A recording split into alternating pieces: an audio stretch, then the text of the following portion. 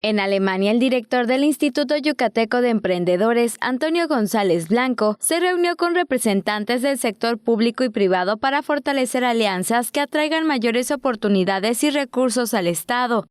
Se reunió con la secretaria federal de Educación e Investigación, Judith Bircher, para generar intercambios académicos para el reforzamiento del sistema de formación dual y esquemas para emprendedores con la Secretaría de Investigación, Innovación y Educación Superior.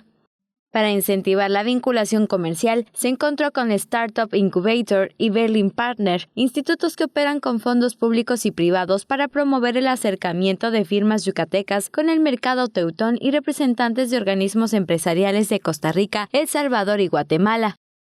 También propuso facilitar el intercambio de bienes y servicios entre compañías afiliadas a sus gremios y las que son parte de esquemas del IYEM o la Secretaría de Fomento Económico y Trabajo para crear más y mejores empleos formales para la población.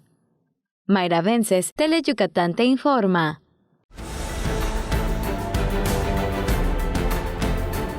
Teleyucatán te informa, lunes a viernes 3 de la tarde. Síguenos.